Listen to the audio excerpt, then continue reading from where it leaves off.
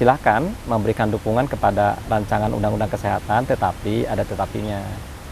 Jangan diikut-sertakan undang-undang keperawatan. Silahkan DPR bekerja dan sebagainya, silahkan teliti rancangan undang-undang kesehatan, tapi untuk undang-undang keperawatan tidak perlu diteliti lah, karena sudah jelas manfaatnya, baik kepada perawat, dan terpenting adalah kepada kesejahteraan dan keadilan sosial bagi masyarakat di Indonesia seperti itu.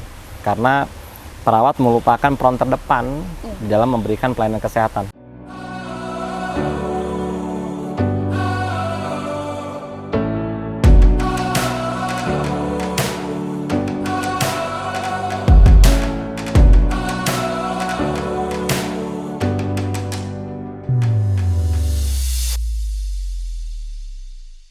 Assalamualaikum warahmatullahi wabarakatuh. Jumpa lagi di podcast Info Perawat bersama saya Afi.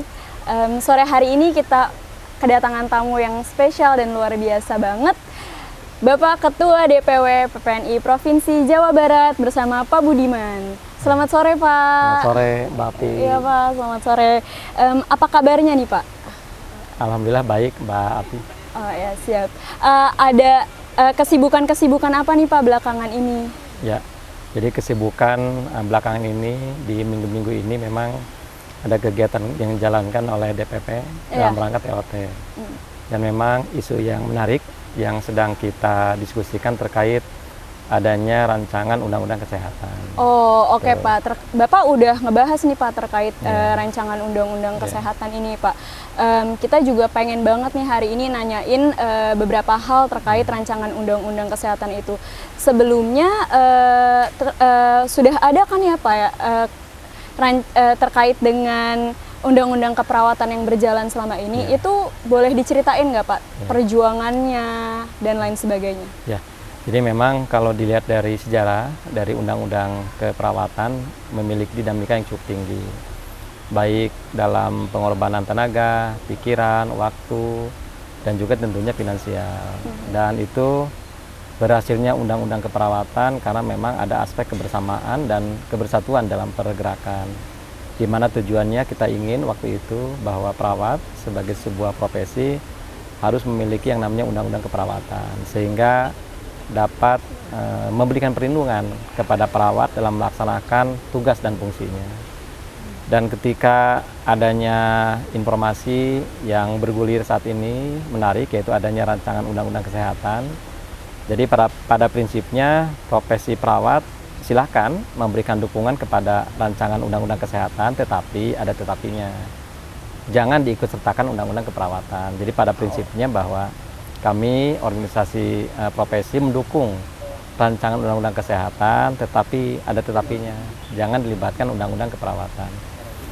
Nah tentunya begini Mbak Afi, bahwa kenapa kita berpikir bahwa undang-undang keperawatan tidak perlu disertakan dalam rancangan undang-undang kesehatan, karena di undang-undang keperawatan sudah jelas bagaimana meningkatkan pelayanan keperawatan. Dulu sebelum adanya undang-undang keperawatan dalam konteks tugas, tanggung jawab, perlindungan hukum sangat minimal.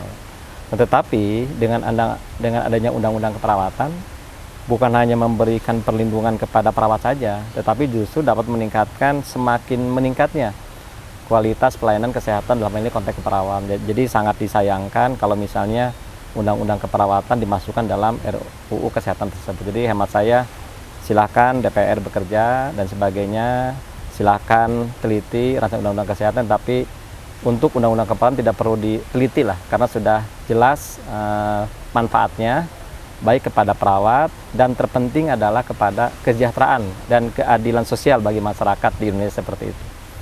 Itu Mbak Afi menurut saya. Oke Pak, siap. Berarti tadi kan Bapak juga sudah bilang kalau tidak melibatkan undang-undang keperawatan ya Pak ya.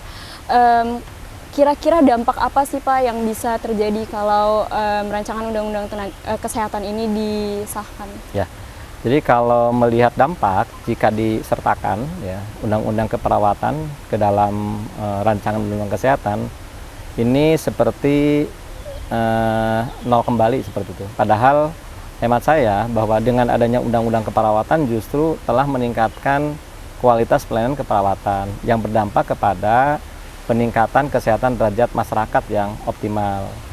Dan jika dilibatkan di dalam rancangan undang-undang kesehatan, maka ada berbagai mundur saya kira perjalanan ya, mundur perjalanan di pelayanan keperawatan.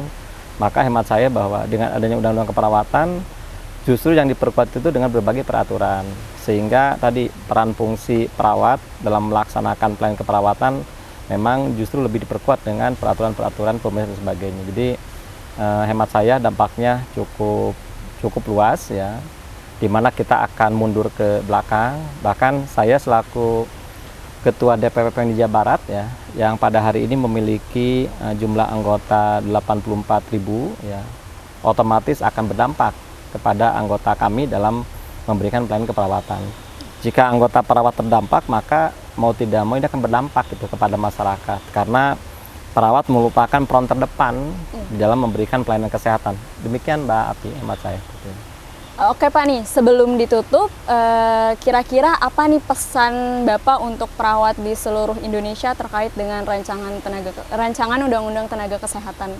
Ya, pesan saya terutama untuk perawat di Jawa Barat, ya, mari tetap kita memberikan pelayanan keperawatan yang terbaik, dan mari kita berdoa bahwa rancangan Undang-Undang Kesehatan tidak menyertakan undang-undang keperawatan. Begitu juga untuk teman-teman perawat di Indonesia, bahwa tetap kita memberikan pelayanan yang terbaik, pelayanan keperawatan, dan mari kita mengawal bagaimana RUU ya kesehatan yang juga tadi saya tegaskan bahwa tidak perlu melibatkan undang-undang keperawatan. Demikian Mbak Api pesan-pesan saya. Oke, terima kasih banyak ya Pak atas sama-sama, waktunya. Mbak Api.